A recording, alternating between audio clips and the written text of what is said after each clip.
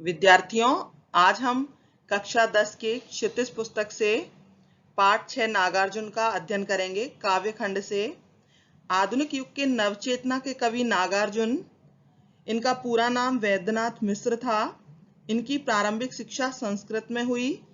इनका जन्म सन 1911 में बिहार में हुआ था। ये घुमक्कड़ प्रवृत्ति के कवि थे, इसलिए इन्हें यायावर कवि भी कहा जाता है। यायावर अर्थात घुमक्कड़ प्रवृत्ति का कवि।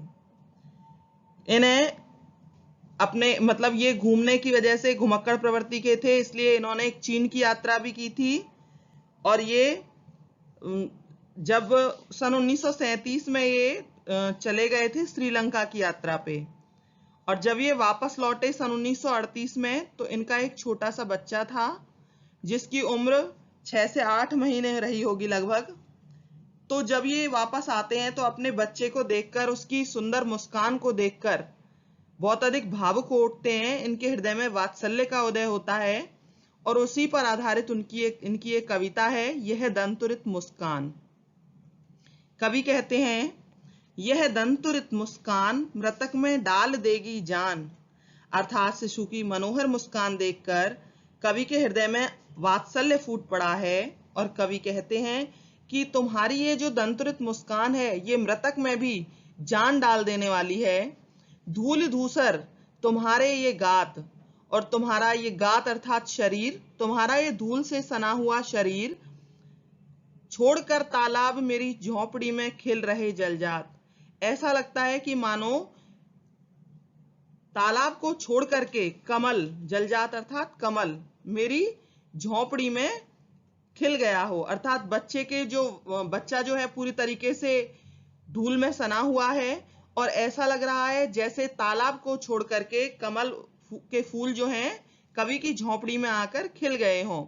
परस पाकर तुम्हारा ही प्राण, परस अर्थात स्पर्श, तुम्हारा स्पर्श पाकर के ऐसा लगता है जैसे पिघलकर जल बन गया हो कठिन पाषाण। हे प्राण स्वरूप शिशु, निश्चित है कि तुम्हारा स्पर्श पाकर कठोर पत्थर भी जल में बदल गया। अर्थात जो कठोर हृदय मनुष्य है वो भी कैसा हो गया, वो भी भावुक हो उठा, उसका हृदय भी पिघल गया। आगे कवि कहते हैं, छू गया तुमसे कि झरने लग पड़े शेफालिका के फूल। तुम्हें छू करके, तुमसे छू करके तो झरने लग पड़े शेफालिका के फूल। बांस था कि बबूल, बांस और बबूल जैसे कांटेदार वृक्षों से, कांटेदार पेड़ों से भी शेफालिका के फूल झड़ने लगते हैं। अर्थात कठोर हृदय मनुष्य, गुस्से वाला व्यक्ति भी एक बालक का स्पर्श पाकर, बालक की मधुर मुस्कान देखकर सहृदय हो जाता है, भावुक हो जाता है। तुम मुझे पाए नहीं पहचान। आगे कवि कहते हैं, शायद तुम मुझे पहचान नहीं पाए, देखते ही रहोगे अनिमेष, इसलिए तुम लगता है मुझे देखते ही रहोगे अनिमेष। अनिमेष अर्थात लगातार, अपलक। बच्चा जो है वो लगातार देख रहा है, कवि को पहचान नहीं पा रहा है।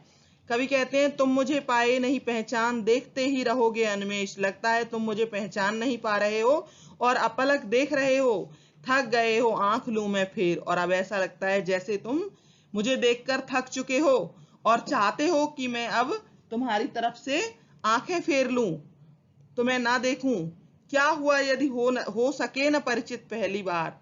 क्या हुआ यदि तुम पहली बार में मुझसे परिचित ना हो सके, यदि तुम्हारी मां न माध्यम बनी होती आज।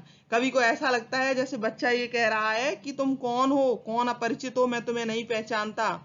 तो कवि कहते हैं, क्या हुआ जो पहली बार में हम परिचित ना हो सके, यदि तुम्हारी मां न माध्यम बनी होती आज। मैं न सकता जान, मैं न सकता जान, मैं न पाता जान, धन्य तुम मां भी तुम्हारी धन्य, चिर प्रवासी मैं इतर में अन्य, इस अतिथि से प्रिय तुम्हारा क्या रहा संपर्क। आगे कवि कहते हैं कि मेरी तुमसे जान पहचान नहीं हो पाई, और अगर तुम्हारी मां माध्यम ना बनी होती तो शायद मैं तुम्हारे इस सौंदर्य का दर्शन कभी नहीं कर पाता। धन्य है तुम्हारी ये मां, और तुम भी धन्य हो। मैं तो चिर प्रवासी, लंबे समय से प्रवासी मतलब बाहर रहा हूं। मैं इतर में अन्य, मैं तो तुम्हारे लिए इतर अर्थात अजनबी हूं, परदेसी हूं, अन्य हूं, दूसरा हूं। इस अतिथि से प्रिय तुम्हारा क्या रहा संपर्क। कवि कहते हैं कि मैं तो तुम्हारे लिए अतिथि हूं, इसलिए मुझसे तुम्हारा कोई संपर्क नहीं रहा। अर्थात मुझसे तुम्हारी कोई भी जान पहचान नहीं रही। उंगलियां माँ की कराती रही हैं मधुपर्क। कवि कहते हैं कि माँ की उंगलियां ही अब तक तुम्हें मधुपर्क अर्थात शहद चटाती रही हैं, शहद का अमृत, शहद रूपी अमृत का पान कराती रही हैं। देखते तुम इधर कनखी मार, और तुम मेरी तरफ ऐसे देख रहे हो कनखियों से। कनखियों से देखने का अर्थ है यहाँ पर तिरछी नजरों से। देखते तुम इधर कनखी मार, और होती जबकि आंखें चार। तुम मेरी तरफ कनखी मार के चुपके से देख रहे हो, और जब हम दोनों की आंखें आपस में मिलती हैं, आंखें चार होती हैं, तब तुम्हारी दंतुरित मुस्कान मुझे लगती बड़ी ही छविमान। तब तुम्हारी ये दंतुरित मुस्कान, जैसे ही तुम मुस्कुराते हो मेरी तरफ देख के, तुम्हारी ये मुस्कान की सुंदरता के, इस छवि के मुझे दर्शन हो जाते हैं, और मुझे ये बहुत ही छविमान अर्थात सुंदर लगती है।